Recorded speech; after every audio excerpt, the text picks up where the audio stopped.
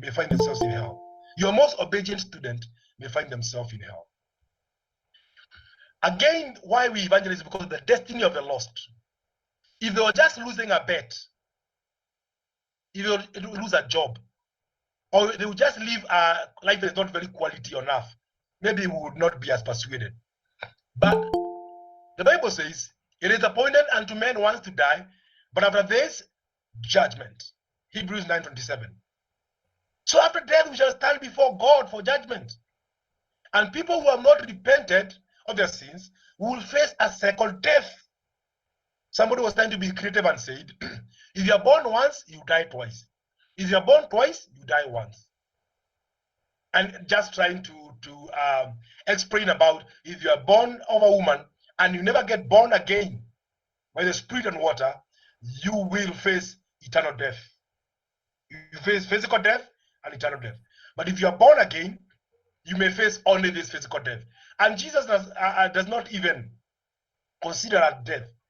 Paul is the one who explains it very clearly. He says that we shall sleep, awaiting the trumpet.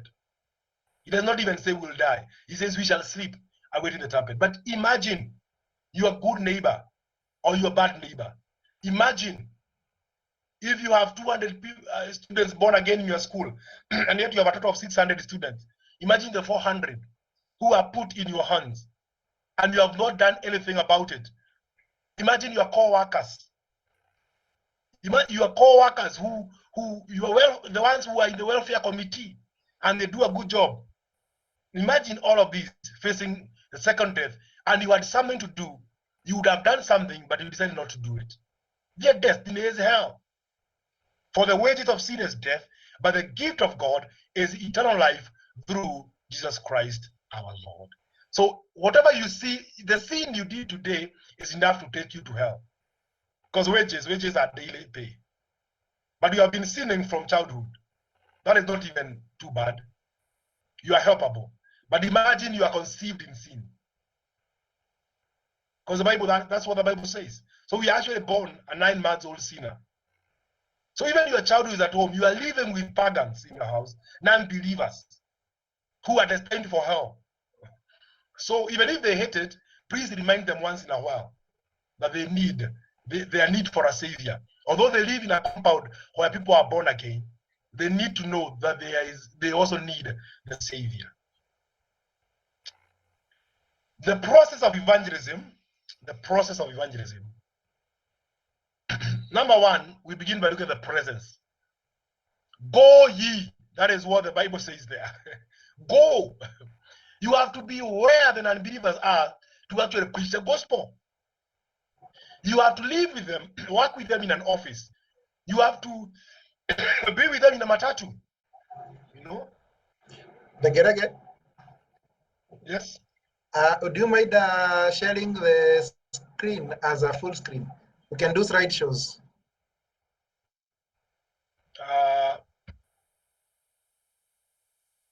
But I'm going to move until where I was. That's in order. Thank you. In order that one?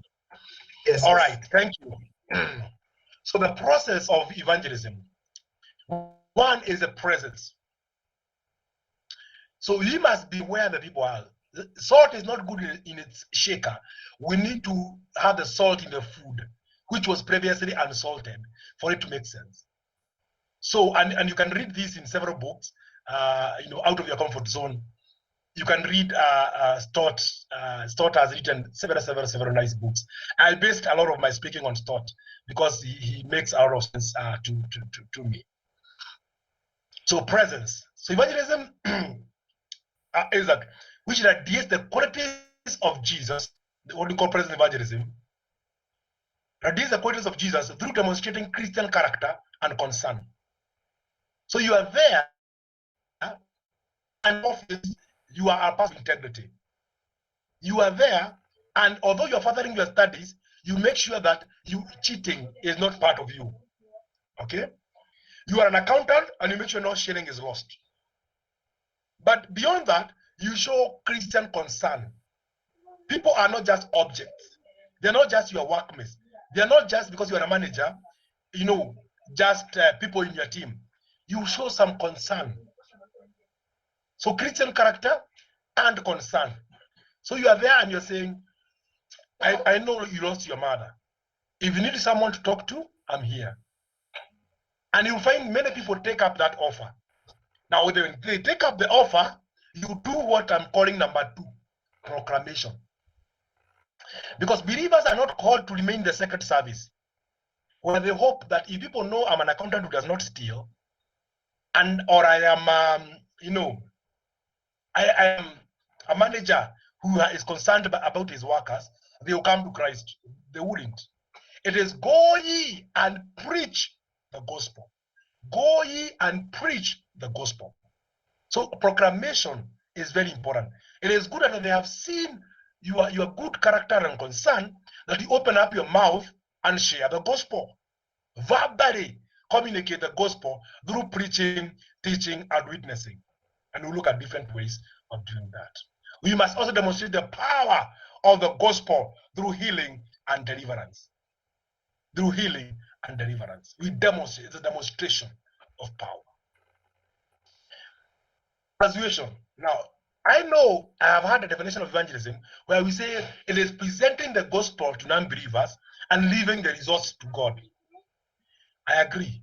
But the reality is, if that was the only way we did in terms of sales, and a number of us here are in the sales business, including Paminas, who is our host, I am sure he does not just tell people about his plot and remain quiet. He persuades them. He speaks a language that people will feel, I may miss out a chance here. I'm sure when he takes us out for an open day, he is persuasive. Otherwise, he would make no sale. The reality is that you share the gospel with an urgency, with a passion, in such a way that people are persuaded to become believers in Jesus Christ. Don't look like a detached person. I'm reminded of this guy who was going to be hanged to death, and this chaplain in the prison was walking him down, telling him that he must believe the gospel so that he does not go to hell. And the guy turned back and told him, if you actually believed in what you are telling me, you would do it better. If that was true, we would, sacrifice everything to make sure no one ever gets damned. But the chaplain was reading, it was a normal thing. People get hanged, people go to the electric chair and die, or they have a little injection. It's a normal work for him. He woke up for a normal work day. So he was just casually explaining the gospel, as the guy is, anyway, he has refused to hear God all the time he was here. He will hear, accept Jesus now is walking to the gallows. But I tell you, he must be passionate. People must see it's urgent, it's real. I'm reminded of a time this guy was stabbed by the girlfriend, and he was taken to the dispensary. One of the universities are not named the university. And I went there and I began shouting to him because I could see the nurses are cleaning him up, meaning the guy is dying. They are not doing anything about it. The guy the process of death has begun. So I was shouting, telling him, if you can hear me, if your brain is still at work and you can hear me, say this after me. Say this after me. And I led him to the prayer of repentance. And when I was done, in a few minutes, they covered the body. He was dead. I don't know whether he received Jesus. But when I stood up, a number of the guys who were in that room, university students, told me, Pastor, we actually believe it is true. The way you are convinced about it, we say the prayer after you. And 2 of them, I got contact with them a few years after, and they were still Christians. How persuaded are you? After that, we go to planting. The new convert who has been persuaded to follow Jesus, must then be planted in a local church fellowship. Don't leave them hanging. Don't tell them like the way sometimes we say, now that you are born again, look for read your Bible every day, pray every day, look for a Bible-believing church, and join. You will be safe. No, please plant them somewhere. Just ask them, do you have fellowship somewhere? Make sure you get in touch with the pastor and say, you have a new believer here. I believe he comes to your church. Are you able to take him through some discipleship? If you find reluctance, you can also convince him to go to another place where you are sure he'll be helped. If he has no church, lead him to one. I always tell people, if you're more church, join mine, you know. I'll try my best. Let them plant it. Sometimes it is in an unreached people groups, so you must plant a church among the group of. But don't leave a new believer like that. Just imagine if a child was born, and then we told the child this: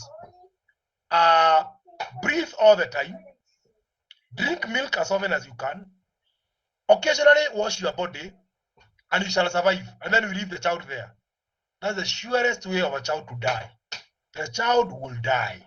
We are sure. No wonder we have weekend challenges where we have hundreds of students coming to Christ, and then when you come back in the same school another term, or maybe the beginning of next year, you realize the hundreds that came to Christ will have to come back to Christ again.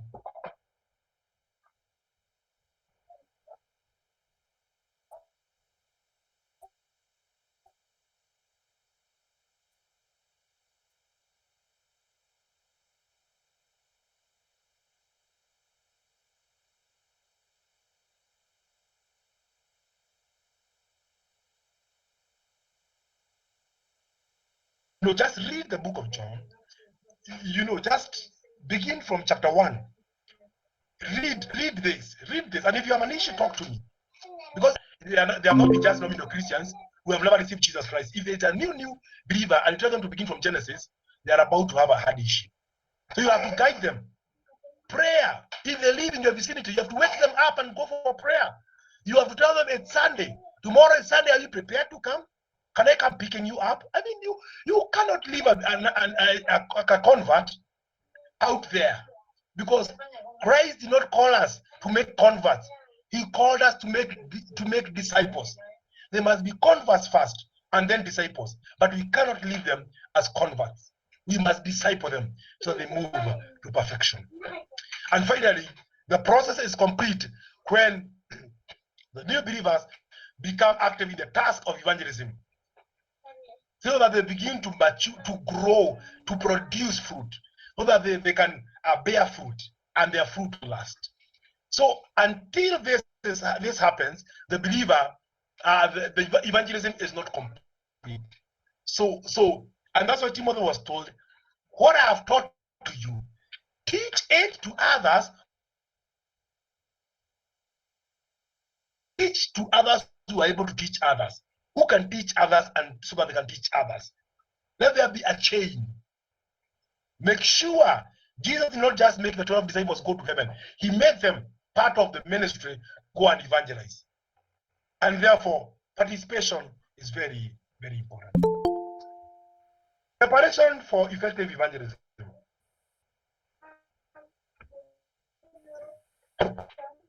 Now, the content. John's thought talks about 5 elements of the gospel.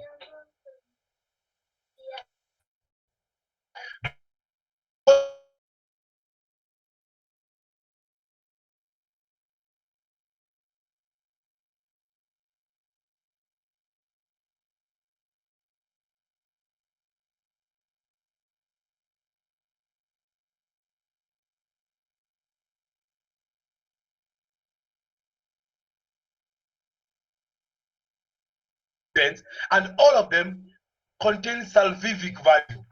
You are able to preach salvation using these events. Number 2 is the gospel affirmations. Affirmation is that we must affirm that Christ is Lord, and then he becomes Savior. We cannot have people, there is no other way. He is the truth. He is the truth. His life. He is the way, the truth, and also he is the life. So those who are not in him are lost. Those who are not in him are living a lie. Those who are not in him are dead in sins and trespasses. Those affirmations are important. No matter how much you want to be cool, nice, loved, and cherished, you must have people to come to Christ. They must affirm the lordship of Jesus Christ and him being the only Savior who is on the way to his Father, our God. The gospel demands Christ accepts everyone the way they are, but he does not allow them to continue the way they are. Go and sin no more. It's part of the gospel. He accepts the woman who was being stoned, and he says, seeing that no one has condemned you, rise up and go. But go and sin no more, lest something worse comes upon you. Okay? The gospel witnesses. You are able to talk about witnesses in the Bible. For example, transformation of Peter from a coward who denied Jesus in front of a house help, but in front of a king. After Christ's ascension, he tells the king, judge for yourself whether we shall believe in you or we shall do what God commands us to do.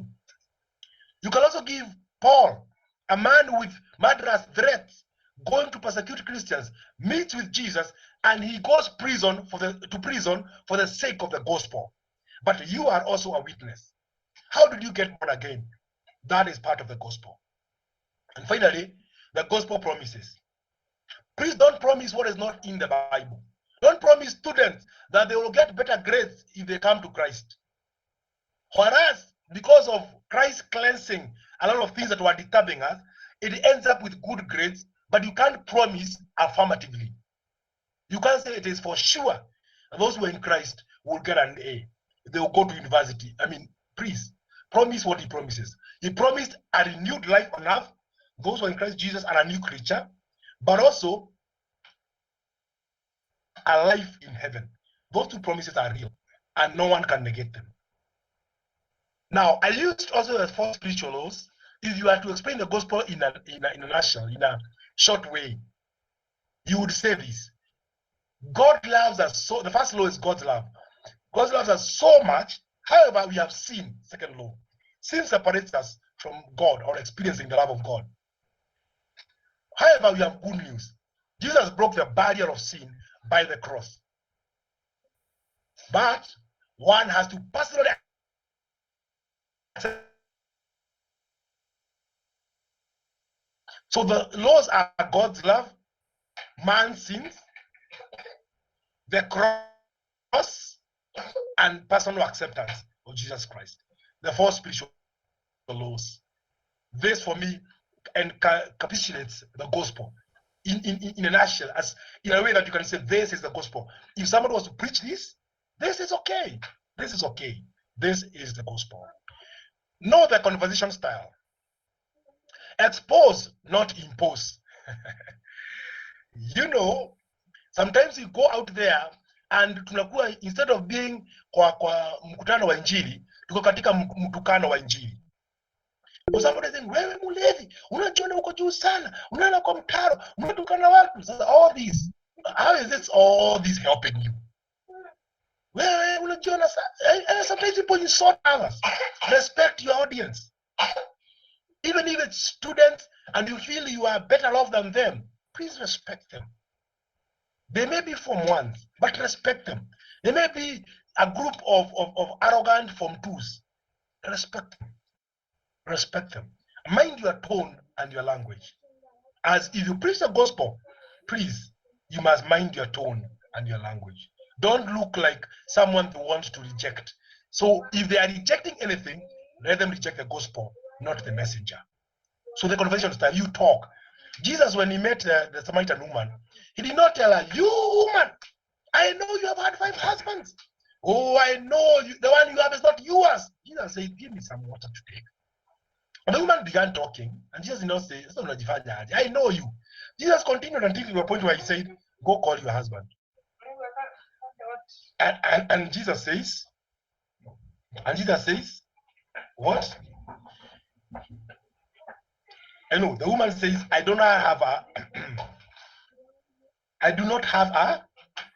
husband. Jesus says, technically you are right, because you have had 5. So Jesus begins to talk to her. Talking to people, just make sure that you have evangelism. Just make sure that you are preaching the gospel. Even if you are a soft-spoken person, just talk. Make sure that your conversation is seasoned with salt, seasoned with the gospel. Know the creative way. Like drama, you see? Dramatize it. In a weekend challenge, for example, you don't have just to have 10 speakers. Line up each 30 minutes. You know, they come in the morning, you preach. They go for tea. They come back, you preach. They go for lunch. You come back, you preach. They go for their usual duties. Then they come back, you preach. You can organize some drama. You can get songs that are evangelistic songs, not free reader. Others that are evangelistic. You can, where you bring in a topic that thinks is hot. Need God? What if I don't? Where is God when I'm suffering? Bring in topics that they feel I need this. I need this. And God and violence. Who is God? And talk about this. So bring something creative. We have round tables. Everyone loves free coffee. Everyone loves a free lunch. In the village, I don't do a lot of round tables. I just buy people sugarcane. And when they are eating sugarcane, they are quiet, so I'm able to preach.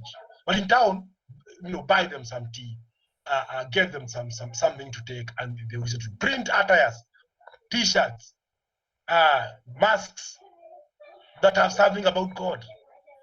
And you can print as many attires. And I'm saying this just to open your eyes for creative work. Know the contemporary way. Know the contemporary way, which I'm calling digital evangelism. Use of social media. Post up status. Instead of just putting philosophical things we are not getting or memes and things to make us laugh, they're not bad, but you can also put the gospel there. The four spiritual laws can fit in 4 statuses, and you do it well. Twitter, tweet something, not just anger against BBI or against the government, or for the BBI or for the government, or against the wheelbarrow. Just tweet something about the gospel. Facebook, again, very important, because people scroll too long where it's written. If it's long, split it. Send something on Monday, another on Tuesday, one on Thursday, split it. YouTube is a resource. And that regard, I have a YouTube channel. You can again come in, subscribe, watch what I'm doing there. It's free, so you can watch as much. Instagram, again, is you can preach the gospel using grace.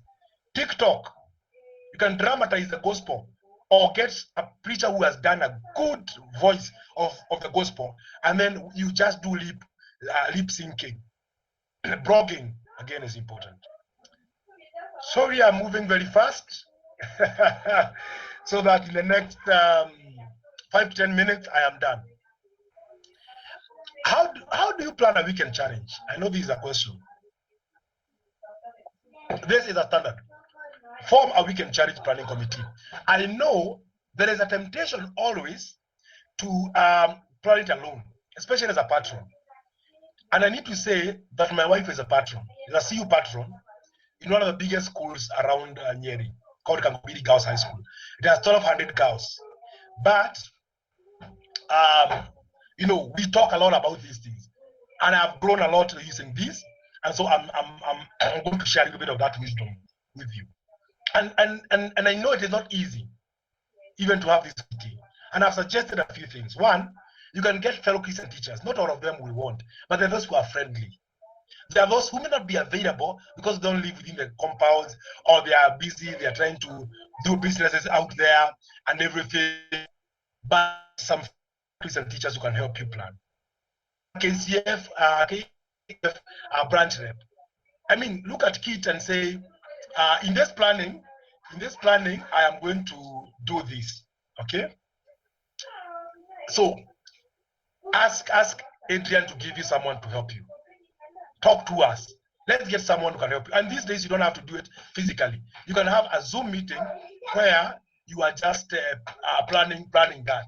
You're just planning the weekend challenge. Okay. Then you can have in the committee a CU leader 1 or CU leaders. You can have a sponsor rep. You can have an admin rep. Because sometimes we plan as an individual, and then you begin to approach everyone. So you're approaching KSCF, you didn't consult at all.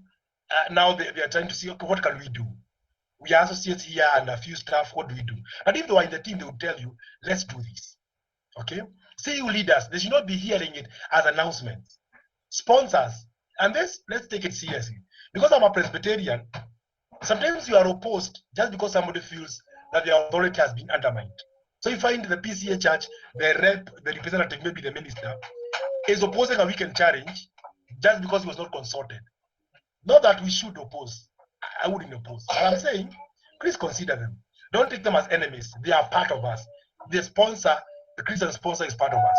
If they are Catholics, again, still, we need to make sure that we at least involve them. They may not come, but they knew we were having a meeting. Admin, very important, very, very important. If one of the deputies can come, that would be nice. If the dean, one of the deans can come, that would be very nice. So what do you do in that committee? Number one, you do the assessment of needs to be addressed by the weekend challenge. It could be a leadership need, and you're saying, this one, we are targeting leadership. So you are saying, the whole of Saturday morning will be geared to building great leadership, building leaders. It could be discipleship. And then you're talking about Bible study, you're talking about prayer, you're talking about a Christian walk in terms of walking worthy of the calling we received. So what are the needs? Evangelism. And you're saying, what are the needs? How can we map up those who are not born again and begin to actively evangelize to them? Again, in this weekend challenge, we are targeting the people who come to Christ. So what topic shall we pick so that this comes to pass? Academic, and I put it career. You want to have at least a topic that helps the students do better in their studies, but also maybe you want to have an open forum where people are talking about careers and career choices. These are just a few. And John Nganga has done how to do effective ministry in the 21st century. Please get it on YouTube. It's a very nice reasoning. He sends to me, I rarely say thank you, but I reason to them. I reason to all of them that he sends me. So that particular one is the one that I saw the way he was helping us, especially come up with a theme, which is number 2. Come out with a theme based on the needs. And a theme is a statement that captures the purpose of that weekend challenge. It captures the thrust of that weekend challenge. And then every other topic is helping achieve the theme. So you will have somebody do theme exposition, yes, but every other topic will be geared towards a theme. It could be a statement, but that is what is capturing the essence of the weekend challenge. It is the take home. But how can it be achieved? It will be achieved in this manner. There will be a drama to help us do this. There will be a speaker talking about careers. There will be this and this and this. In the rally, we will do this and this and this because it will help us overall to get the theme. But every speaker needs to know the theme. Every speaker needs to know the topics so that they can interact with them. And I gave you a place you can get this in a better way. If you look at what John Nganga has done on doing effective ministry in the 21st century. I'm just paraphrasing that. Identification of partnering teams. Of course, as a patron, you can't do this alone. And you cannot do a weekend challenge where it is my geography teacher that is preaching to me if I'm a student. Then in the afternoon, it is my CRE teacher. Then in the evening, it is being done by the deputy. I mean, you have to partner. And partnering teams can be, of course, speakers, and KSCF is a good place to get that. It could be a musician, a singer. It could be people who play the instruments. It could be a drama team. It could be, you can partner with many people. It could be your sponsor. It could be people who provide tents, because in this time of COVID, you may need a tent instead of being in a room. And so, what are the partnering teams? Number 4 is logistics. Logistics, again, are communications. When you begin to plan, and there are people, you need to communicate. You are communicating with the school administration, you're communicating with the civil leadership, you're communicating with the speakers who are coming in, the teams that are coming in. You're communicating with, communication is key. 2 is travel in the logistics. Again, if a team is coming from Nairobi and you want them to arrive, you need to organize that well. So if you're bringing the team, for example, if you want to bring Egerton University to come and preach in one of the CUs in Nyandarua, students may not have that fare, but you can say, we are going to fuel our bus to go for the students in Egerton, to bring them and they take it back. So travel, and you're planning that and organize that. Accommodation, again, if it's a whole weekend, I'm not talking about a rally, I'm talking about a weekend challenge. So accommodation is important. You can talk to teachers in the servants' quarters. You can talk about this. The school can offer accommodation. Maybe there are places where people can spend their night, considering all genders and ages also. If John Nganga is one of the speakers and you want to spend, it will not be very nice if you spend in the same room with the university students. It is good that they take supper together and breakfast together so that you can inspire them. But maybe when it comes to sleeping, you may have to get a way of having him sleep well. I'm just giving an example. PA system, please don't have a weekend challenge where you're using the same one mic. There's one mic with a very small amplifier back there and one speaker that needs help. Get a good PA system. I mean, do this, give it all your best. Until those who are told it's optional, you can go to entertainment. When they hear the way your PA system is working, they consider that a place to go. Music, instruments, again, get a good keyboard and a good keyboardist. If you can get a saxophone, get it. If you can get a guitar, watch a charazwe.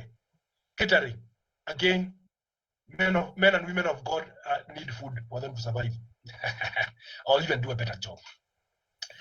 Of course, health, and this time you must check health a lot, and security is important. Budgeting, let me put all my points here because I have only 3 more minutes.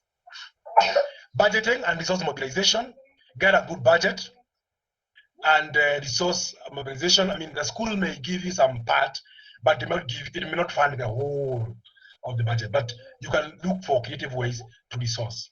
Training of the leaders, all teams, praise and worship teams, so that they are in their A game and they get it, all right? They need to know that when the preacher says, I need a praise and worship on stage to help me as I do this altar call, that we already have people, they are planned who will lead. They're not just trying to go helter, trying to say, who will do this? They are already planned around it, that we will always do this. Before a session begins, we'll have some praise and worship and all that. So catering, you are saying you are going to make sure you serve the speakers as fast as you can, so that you are able to go back to the sessions, and they are organizing the ushers. Sometimes you have schools coming in a hurry, programmers that we train. Then we need on field administration of the missioners. We need to compliance with school protocols so that we are not in conflict with the school. If they say they have a no photo policy, tusiende kuchukua picha na wapendi kuchukuliwa picha. So we work on that. Again, evaluation of the weekend challenge. It's good to sit down and say, did we achieve our theme? What went right? What went wrong? What can we improve? And finally, follow up. Discipleship of the new believers is very important. CU debriefing, again, you need to know that they experienced something that is beyond them. You find that there was deliverance and healing, and especially deliverance, and people are screaming in the dormitories. I mean, you need to cool down the situation, do some debriefing. Some of them were prayed for and anointed to serve the Lord in all their lives, and they feel like they want to leave school and go serve the Lord. You need to debrief them. Then sometimes they doctrinal caution. Sometimes kuna mtu amesema tu kitu, you need to correct as a patron. Alisema kitu, alikuwa na good intentions, lakini if that doctrine goes unattended, it is going to be chaos. People of God, that was my marathon. I went as quick as I can. The PowerPoint is available. I will send it to your leaders. They can always give it to you. But I am done, and I will stop sharing. Thank you. Wow. Hey, okay. That was a marathon indeed.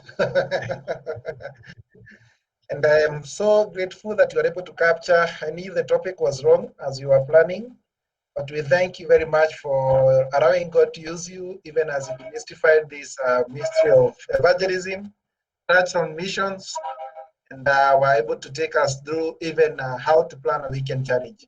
And I believe all of us here are ministers, either as teachers, either as leaders. And I'm also happy to realize that even our General Secretary is today present.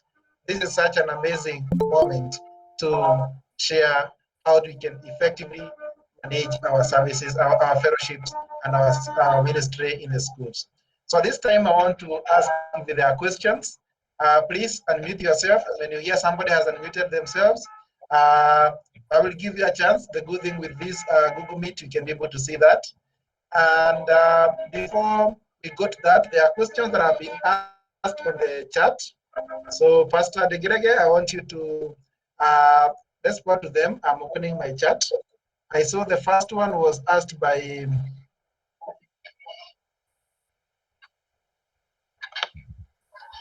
good evening. Life is so fast nowadays. How can one make evangelism a lifestyle? So do you mind responding to that? And together with that, you can also share, how can I evangelize to a Muslim? That is, those are questions asked by Adrian and simultaneous. All right. One of them is life is so fast. I agree. And that's why I have included the issue of digital evangelism, because you may not be able to talk to them. And otherwise, these days, because people are avoiding something that they don't have to. So digital evangelism is very nice because people will always scroll their phones once in a while. Even now when I was speaking, I'm sure there are people who scrolled their phones and saw something, and you may find yourself laughing. People are wondering, why are you laughing? So you can have your, just get a minute or two and update your status.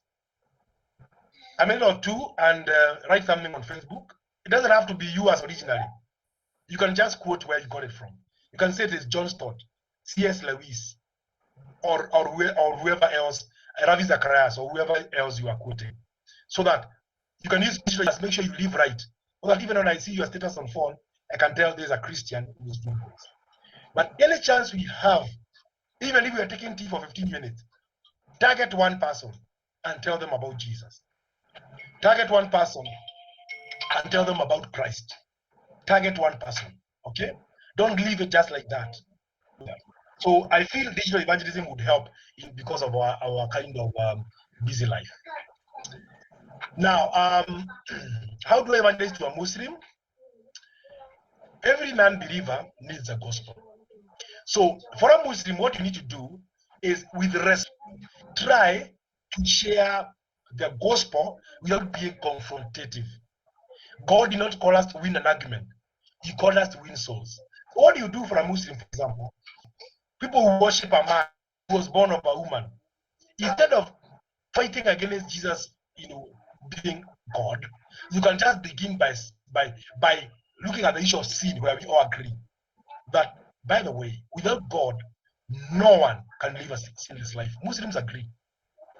Begin from there, and God loves us. So at that point, if you agree that we need help from God, the only question would be, does help come through Jesus Christ, or does help come through the Quran?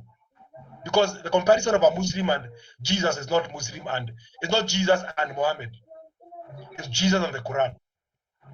So that's how they compare. And so you are there, that even if they are not agreeing, keep on exposing Jesus more. And say, and Jesus, by the way, this is what he did. And this person he met Zacchaeus. And this is what he did. So keep on talking about Jesus and what he did on earth, and Jesus as much as you can. Give the gospel in dosages, in angles. Keep on bringing the gospel. By the way, they tell you Christians drink and they smoke. Christians do this. Christians don't help their poor. You keep on reminding them, actually, a poor woman. And this is what Jesus did. But Christians do this, and then tell them Jesus met this. So try and bring in Jesus and what he did, his works, before you defend his person. Then when he understands his works, you can defend the person of Jesus. Amen. That is the best I can do. Period. Preach Jesus, not Christianity. That is a powerful one.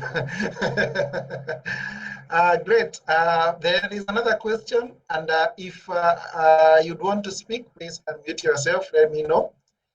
We have a comment by Isaiah Mugambi. I know you are from Meru. This one I know. Good evening. Wonderful sharing here. Thank you, Pastor David. Can we get presentation through email, please?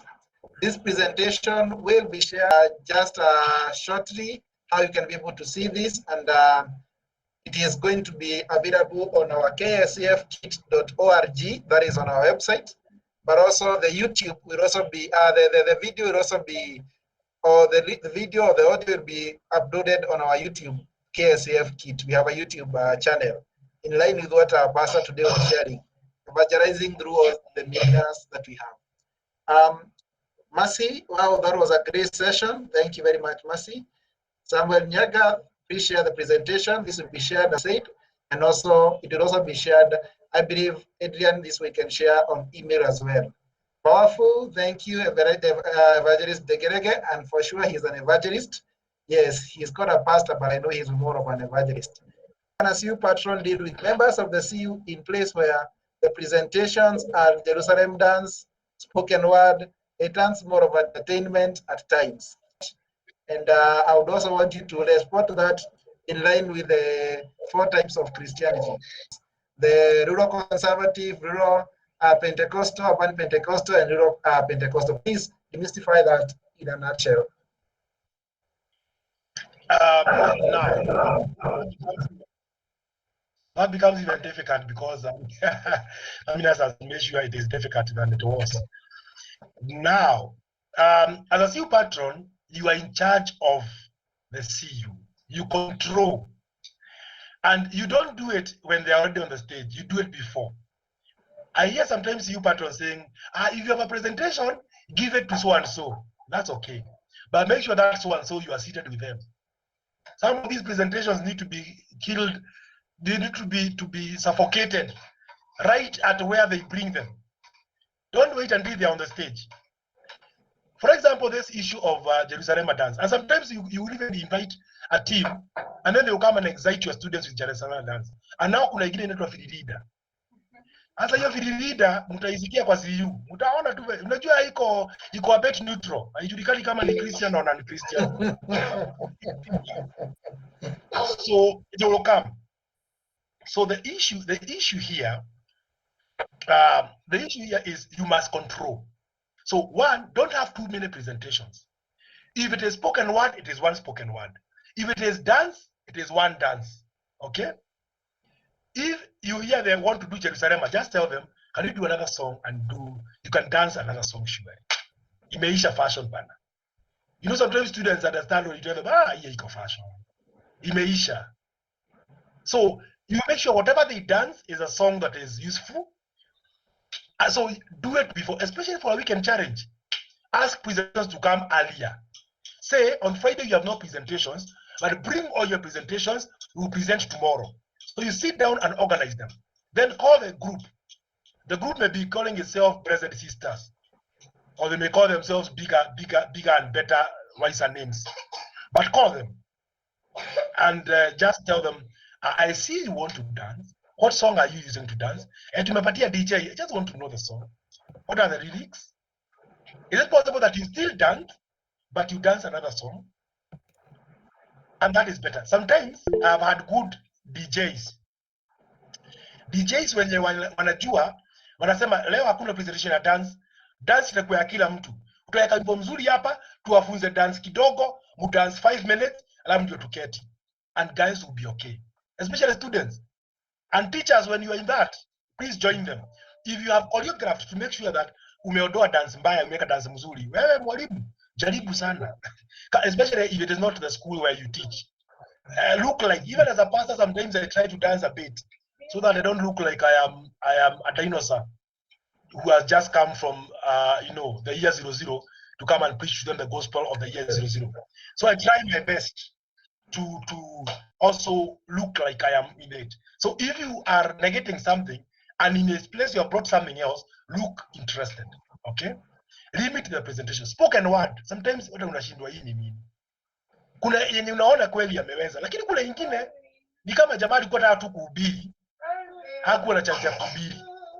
Hakuja kuhubiri. Hii si hata. It's not creative in any way.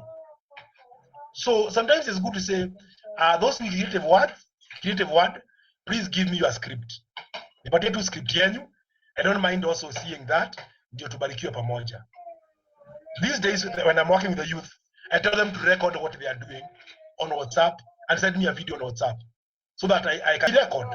So try and please don't look helpless as a CU patron. You are in power. And let me say the last word. Please, If there is something that is too wrong, that you have to stop it when it's happening, may you take the heat for Jesus. Stand up, go and stop it.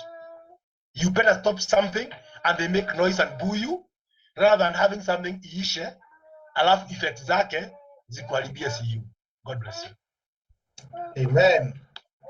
Thank you very much. And that also, to add something little to what you have just said, in some Christian unions, we have seen people doing a rehearsal on a Saturday before they present on Sunday. And that has really helped a lot in trying to curb such of unprecedented presentations. Allow me to give two people a chance to speak, to comment, or even to raise a question. And at the same time, I want to read a comment by Collins Ashiono. Thank you, Pastor Degerege, for the enlightening presentation. Happy to hear from you again. You once served with focus in KU, and you really impacted us positively. That is one of your members long time before. At this time, I want to give two people a privilege to speak.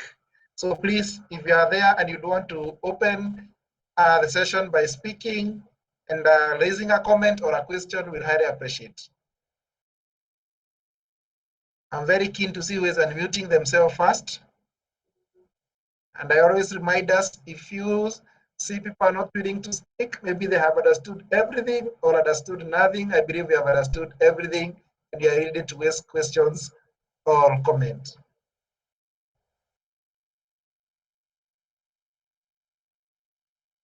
Is there any comment or question? I would go like that Pentecostal one. Thank you so much for this presentation. I'm sorry for joining you late. I was in a class, online class, so I finished, then I joined you. So I had some few, and I'm blessed, and I thank God for that. So I'm in Kakuma. I'm also CU patroness in one of the refugee school here, and we thank God because of the great doings. Thank you. God bless you. Amen. Thank you, Mary Chepkoech, all the way from Kakuma. And we thank God for these online meetings. They are able to connect us all the way from wherever we are. If it was physical meeting, believe you me, we will not have a chance to have Mary with us. Thank you very much. Let me give another one person to speak, and then we are going to close it after that. And please, GS, don't leave. You'll be closing for us with a word of prayer. Bwana Joseph. So I'm waiting for another person. Let me ask Derito to say something. I Kwahome Karaoke to say something. Thank you, Brother David. Even because of very well covered the topic. Actually, I asked 2 questions and you responded to the 2 questions very well. I'm very, very happy. Plus, I've learned a lot about organizing a challenge weekend. I think I have always thought that I'm an expert, but there are very useful things that I got from you. May the Lord bless you. Amen. Kwahome Karaoke. Thank you. Glad to have joined. There are many things to learn, and especially how to manage our meetings nicely. May God bless you. Thank you. Amen. And at this time, it's also good. John Nganga has been mentioned. Baba Boy, you have been mentioned severally. Let me give you a chance to also comment. Having seen your mentee speak, I feel it's always inspiring. 3 things.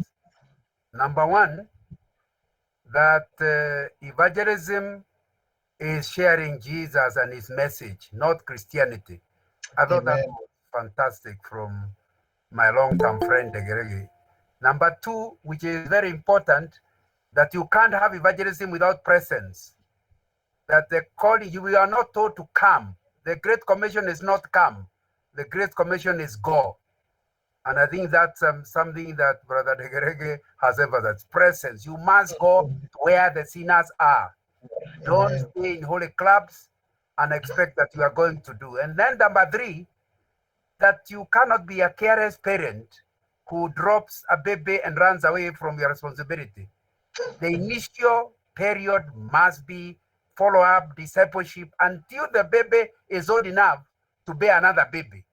I thought those Amen. 3 points, there were many points, but I thought in summary, those are very important points that were taught about evangelism. May the Amen. Lord help us to practice. I think the Gregor has done his part. Now it is us to practice. This week, pick out somebody who can share with the message of the gospel. Asante sana. Thank you very much. And thank you for such a great summary. We are always happy to have you, and you are an inspiration to many of us. So I have just seen KSF field. I would want to know where they are logging in from, and so that at least we can also recognize that, even as we draw near to a close. The one who is using KSF field.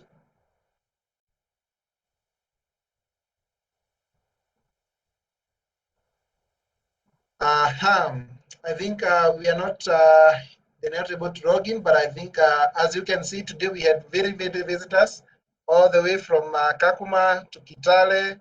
Joseph, that was a great one together with John there in Kitale. I hope you have been blessed. We have people from Meru. I can see Isaiah Mugabi. I know you're in Meru. Nicholas Kimathi, and many others. I'll not be able to mention all your names. And because Evangina has come in, I can ask her to say hi if she is in a position to.